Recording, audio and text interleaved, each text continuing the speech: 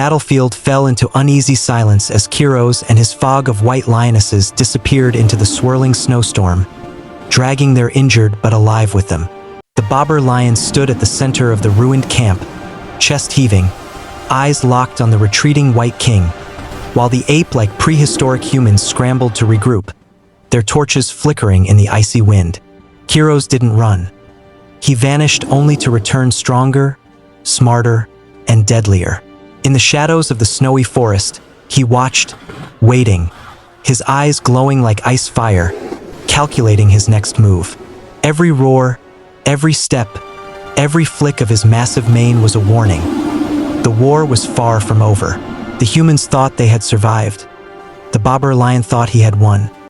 But Kiros, the giant white lion, was not defeated. This was only the beginning of a war that would echo through the frozen valleys, shake the mountains, and remind the world why he was the king of all predators. The storm raged around him, his fog close and loyal, and Kiros's heart burned with one purpose: revenge and total domination. Kiros emerged from the blizzard at dawn, his white fur streaked with frost and dried blood, moving silently like a ghost across the snowy cliffs. His fog of white lionesses flanked him, their eyes scanning every shadow, every movement, ready to strike at a moment's notice. The previous night's battle had left the Babar Lion in control of the ruined camp, but Kiros didn't care about the territory now.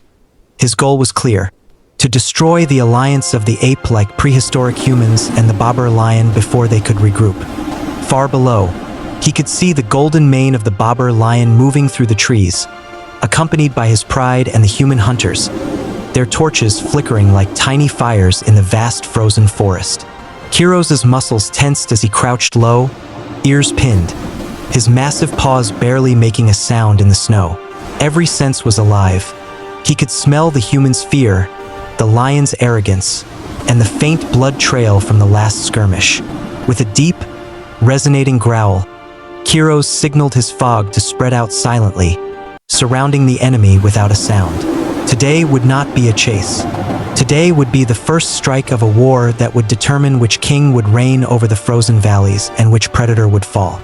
And as the sun rose, glinting off the snow and the tips of Kiros's mane, the storm of vengeance began to take shape. The battle began in silence, broken only by the crunch of snow under massive paws and the distant cries of terrified ape like prehistoric humans. Kiros surged forward with unmatched speed, his white mane glowing against the gray sky, while his fog of lionesses fanned out like a living shield and weapon at the same time.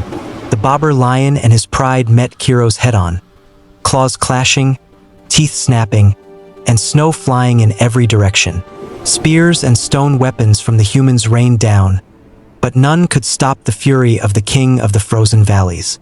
One by one, Kiros struck with precision, each movement calculated, each roar a declaration of dominance. The humans scattered, the Babar Lion was forced to retreat, and by the time the sun fully broke through the clouds, the battlefield lay in ruin. Kiros stood tall atop a ridge, blood on his fur, breath steaming in the icy air, while his fog of white lionesses gathered around him, loyal and undefeated. The ape-like prehistoric humans had learned their lesson, and even the Babar Lion knew better than to challenge him again. For in the frozen valleys, there was only one true king. Kiros's roar echoed across the mountains, a warning, a celebration, and a promise. None would dare threaten his domain again.